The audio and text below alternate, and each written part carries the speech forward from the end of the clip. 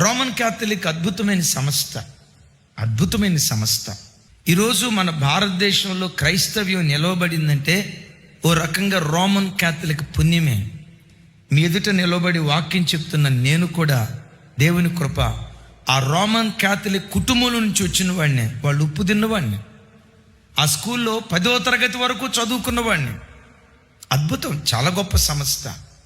ఈ మధ్య పోపు గారు ఏమన్నారో తెలుసా? కొత్తగా వచ్చిన పోపు గారు, రోమన్ క్యాథలిక్ సంస్థలో ఉన్న క్రైస్తవులారా, కొన్ని చోట్ల, అన్ని చోట్ల కాదు, కొన్ని చోట్ల మరియ తల్లిని ఆరాధిస్తున్నారు. ఇక మీదట మన రోమన్ క్యాథలిక్ మిషన్లో మరియ తల్లిని మనం ఆరాధించకూడదు, యేసును మాత్రమే మనం ఆరాధించాలి.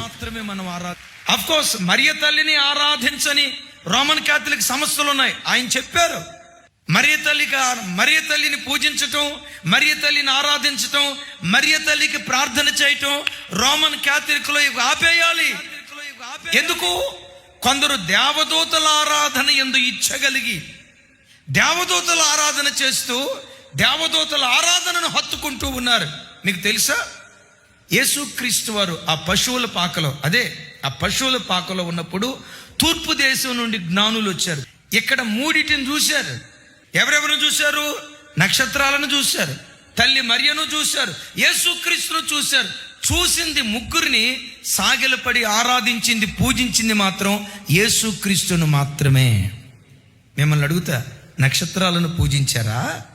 యేసు ప్రభువును కన్న తల్లి మరియను పూజించారా? ఎందుకు పూజించలా? ఒక మాట అంటా సార్, నేను కారులో మీ ఇంటికి వచ్చా, మీరేదో పూలదండో బొకేనో తీసుకున్నారు. ఆ పూలదండ తీసుకెళ్లి కారుకి వేస్తారా, నాకు ఇస్తారా? కారుకి వేస్తారా, మనిషికి వేస్తారా? ఎమ్మెల్యే గారికి వేస్తారా, లేకపోతే ఎమ్మెల్యే గారిని తీసుకొచ్చిన కారుకి వేస్తారా? తల్లి మరియ పవిత్రురాలు, గౌరవనీయురాలు, ఘనమైనదే గాని పూజ్యనీయురాలు కాదు. పూజకు యేసునాథుడు ఒక్కడే అర్హుడు, యేసునాథుడు ఒక్కడే యోగ్యుడు. యేసును తప్ప మనుషులనైనా దేవదూతలనైనా ఆరాధించే ఆరాధికులుగా మనం బ్రతకూడదు.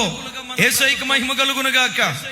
కొంతమంది అనే మాట ఏంటంటే, యేసు ప్రభు కూడా పుట్టాడు కదండి, మరి సృష్టిని ఆరాధించకూడదు అన్నప్పుడు యేసుక్రీస్తుని ఎట్లా పూజిస్తారు? ఆయన కూడా పూజించకూడదు, ఆయన పుట్టినవాడు కదా.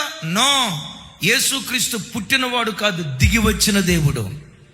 తల్లి మరియ గర్భాన్ని ఆధారం చేసుకొని ఒక శిశువులాగా లోకానికి వచ్చాడే కానీ ఆయన పుట్టిన దేవుడు కాదు. పుట్టక మునిపే, ఆది నుంచి యుగాయుగాలకు పూర్వమే ఉన్నవాడు.